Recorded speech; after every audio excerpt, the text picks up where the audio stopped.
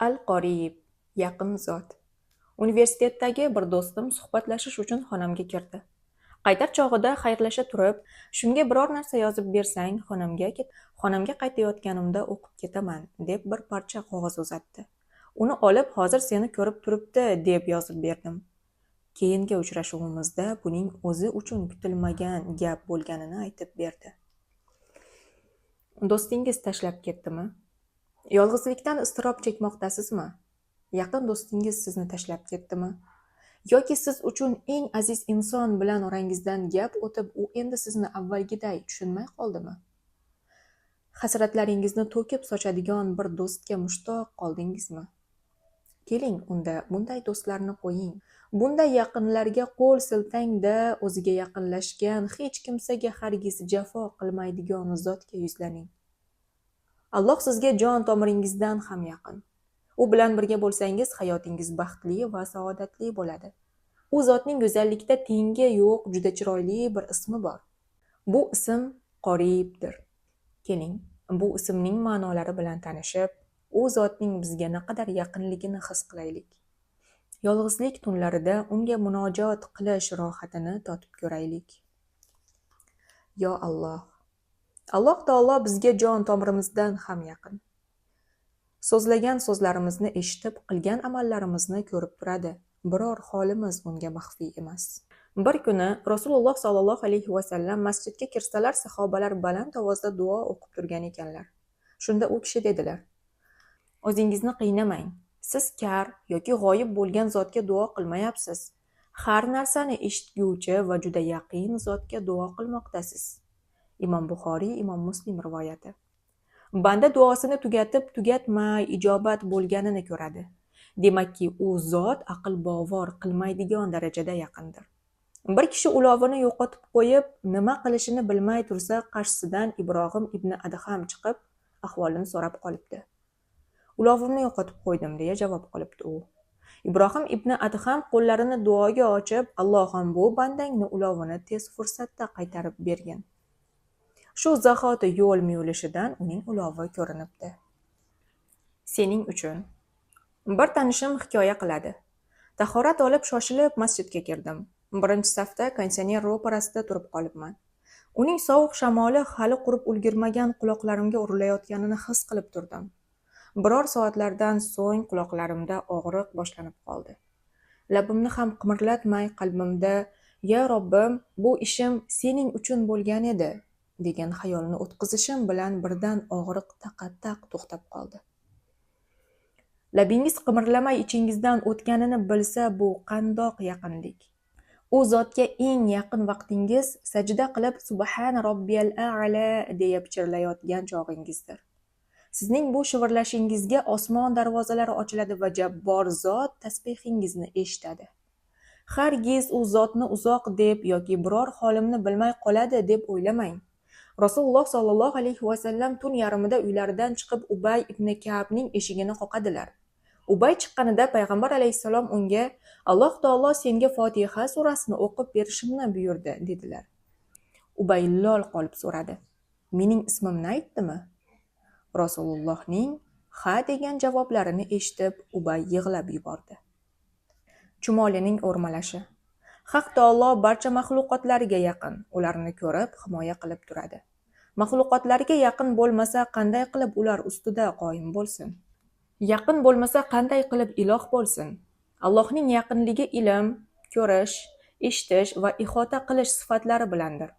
Zotining yaqinligi emas, Allohning zoti bunday yaqin bo'lishdan pokdir. Payg'ambarimiz Muhammad sallallohu alayhi vasallam sahih hadisda rivoyat qilganidek, u zotning tunning oxirgi 3dan birida quyi osmonga tushib, biror so'raguvchi bormi, men unga so'raganini berayin. Biror duo qilguvchi bormi, duosini ijobat qilayin. Biror istig'for aytguvchi bormi, uni mag'firat qilayin. Imom Muslim rivoyati. Deb aytishi yaqinligining ko'rinishlaridan biridir. Yaqinligining yana bir misoli Parvardigori olam zulmatli tunda qora tosh ustida qora chumolining o'rmalashini ham ko'rib, ovozini eshitib turadi. U zot taolo aytadi: "Biror yaproq uzilib tushsa ham buni bilur." An'om surasi 59-oyat. Tasavvur qiling, Yer yuzida qancha dov daraxt bor. Endi kuz faslida ularning barglari to'kilayotganini ko'z oldingizga keltiring. O'sha barglarning har birining soni, shakli, turi va unga xos barcha narsani biladi. Bir ayol Rasulullohning uylariga kelib, eri bilan o'zi orasidagi mojarolar haqida u zot bilan bahslashadi. Uyning bir chetida o'tirgan Oysha onamiz ayolning bir so'zini eshitsalar, birini eshitmas edilar. Bahsdan keyin Jabroil alayhissalom tushib bu oyatni nozil qiladi. Ey Muhammad, Alloh siz bilan o'z eri haqida bahslashayotgan va Allohga shikoyat qilayotgan ayolning so'zini eshitdi. Alloh siz ikkingizning so'zlashuvingizni eshittur, albatta Alloh eshitguvchi va ko'ruvchidir. Mujodala surasi 1-oyat. Qarang, Alloh naqadar yaqin, naqadar buyuk ilm sohibi va barcha narsani eshitib, ko'rib turguvchi zotdir. Hozir seni ko'rib turibdi. Qo'lingizni uzating. Uzatdingizmi? Demak, Alloh buni ko'rdi. Bunga chin ko'ngildan iymon keltirishingiz vojib. Universitetdagi bir do'stim suhbatlashish uchun xonamga kirdi. Qaytar chog'ida xayrlasha turib, shunga biror narsa yozib bersang, xonamga qaytayotganda o'qib ketaman deb bir parcha qog'oz uzatdi. Uni olib, hozir seni ko'rib turibdi deb yozib berdim. Keyingi uchrashganimizda bu o'zi uchun kutilmagan gap bo'lgani va uni o'qib cho'chib ketganini aytib berdi. Uning yaqinligini his qilish insonni hurkitadi, zotan hurkitishi kerak. Uning yaqinligini his etish insonni ovuntiradi, zotan shunday bo'lishi lozim. Uning yaqinligini bilish qalbingizga iliqlik kiritadi, shunday bo'lishi ham kerak.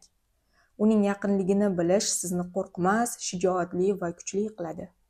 Muso alayhissalom Alloh taologa Fir'avn oldiga borishdan cho'chiyotganini shikoyat qilganida, Haq taolo unga dalda berib bunday deydi: Men sizlar bilan birgaman, eshitaman va ko'raman. Toha surasi 46-oyat. Parvardigori olam ular bilan birga ekan, demak ular Fir'avndan qo'rqmasliklari lozim. Ular botir, kuchli va jasur bo'lishlari kerak. Aqida kitoblarida aytilishicha, Alloh taoloning bandalari bilan birgaligi ikki turli bo'ladi. O'z do'stlariga nisbatan birgaligi. Bu birgalik muhabbat, yordam va to'g'ri yo'lga yo'llash bilan yo'g'rilgan birgalikdir. Yana biri barcha maxluqotlariga ham oid bo'lgan birgalik. Bu ularning barcha holatlarini bilib, eshitib va ko'rib turish orqali bo'lgan birgalikdir. Muso va Horun alayhissalomlar bilan birgaligi xos birgalik, yordam va to'g'ri yo'lga yo'llash bilan yo'g'rilgan birgalikdir. Demak, Alloh taolo ularga o'z yordami va tavfiqini va'da qilib turgan bo'lsa, ular qanday qo'rqsinlar? Muso va Horun payg'ambarlar kabi hidoyat, Muso va Horun alayhissalomlar bilan birgaligi xos birgalik, yordam va to'g'ri yo'lga yo'llash bilan yo'g'rilgan birgalikdir. Demak, Alloh taolo ularga o'z yordami va tavfiqini va'da qilib turgan bo'lsa, ular qanday qo'rqsinlar? Muso va Horun payg'ambarlar kabi hidoyat va ilm ila yaxshilikka buyurib, yomonlikdan qaytargan kimsalar ham qalbidagi iymoni va Robbisining buyruqlariga bo'ysunishi darajasiga qarab Allohning birgaligiga musharraf bo'ladilar. Shu tufayli yaxshilikka buyurib, yomonlikdan qaytarayotgan insonlarning o'zgacha kuch-quvvat, sabot va shijoatlarini ko'rib, ularning Alloh taolo bilan o'ziga xos birgalikdan quvvatlanib turganini his qilasiz. Tabassum qiling. Bu borada eng ulug' va insonni eng ko'p xursand qiladigan oyat Haq taoloning: U sizni namoz uchun turayotgan vaqtingizda ham ko'radi. Sajda qilguvchilar, namoz o'quvchilar orasida kezgan vaqtingizda ham ko'rib turur. Shuaro surasi 218-219-oyatlar. Bu oyatni eshitganingizdan so'ng Allohu akbar deb namoz boshlaganingizda Alloh taolo sizga o'zgacha mehr bilan qarab turganini bilsangiz qanchalik rohat qilasiz. O'zgacha mehr bilan qarab turgani demoqdamiz. Chunki u zot namozda turganini ham, boshqalarni ham doim ko'rib turadi. Demak, oyatda alohida xoslab namoz o'qiganingizni ko'rib turadi der ekan, oddiy ko'rishni emas, o'zgacha ko'rishni, mehr muhabbat, ijobat va mag'firat bilan qarashni ko'zda tutgan. Rasululloh sollallohu alayhi vasallamdan Imom Buxoriy rivoyat qilgan: Alloh biror narsaga ovozi go'zal payg'ambarning ovozini ko'tarib, Qur'on tilovat qilganiga quloq solganidek quloq solmaydi. Hadisi to'g'risida ham xuddi shu kabi so'zlarni aytish mumkin. Ibn Kasir aytadi, payg'ambarlar barkamol xilqat va komil xushu sohibi bo'lganlari sababli ovozlari va tilovatlari juda go'zal bo'ladi. Oysha onamiz barcha ovozlarni eshitadigan zot aybu nuqsonlardan pokdir deya aytganlaridek, Parvardigori olam yaxshi yomon barcha bandalarining ovozlarini eshitadi. Lekin mo'min bandalarining ovozini eshitishi bo'lakcha. Qaysi bir mashg'ulotda bo'lmang, undan ya'ni Qur'ondan biror oyat tilovat qilmang, umuman qanday ish qilmang, illo o'shanga kirishganingizdayoq biz sizlarga shohid bo'lurmiz. Yunus surasi 61-oyat. O'z elchilarining qiroatini eshitishi esa yanada o'zgacha, yaxshi ko'rib, rozi bo'lib eshitishdir. Sizga qo'rquv chang solayotgan bo'lsa tabassum qiling. Allohning sizga yaqinligini eslang. Sizni qo'rqitayotgan hech narsa sizga u zotdan yaqin emas. Musibatlar qurshovida qolsangiz, umidsizlikka tushmang. U zoti Taolo jon tomiringizdan-da yaqinroq ekanini o'ylang. Musibatlar tarqab ketadi. Rivoyatlarda aytilishicha, bir kishi sahroda ketayotganida yo'lidan qaroqchi chiqib, qilich yalang'ochlab uni o'ldirmoqchi bo'libdi. Pullarimni ol, meni o'ldirma, deya javob beribdi. Qaroqchi, avval seni o'ldiraman, so'ng pulingni olaman, debdi. Musofir o'limidan oldin 2 rakat namoz o'qib olishga ruxsat so'ragan ekan, qaroqchi izn beribdi. Namoz o'qishni boshlabdi-yu, qo'rquvdan tili kalimaga kelmasmish. Qur'onni butunlay unutib qo'yibdi. Yolg'iz yoki noiloj odam duo qilgan vaqtida duosini ijobat qiladigan va undan yomonlik, ya'ni musibatni yo'q qiladigan hamda sizlarni yerning o'rinbosarlari qiladigan zot yaxshimi? Alloh bilan birga yana biror iloh bormi? Nasihatdan kamdan kam eslatma olursiz. Naml surasi 62-oyat. Oyati tiliga kelibdi. Oyatni qayta o'qibdi. Shu payt yo'lovchi hali namozini bitirmay, qayerdandir noma'lum bir otliq chiqibdi-da, qaroqchining boshini sapchaday uchirib yuboribdi.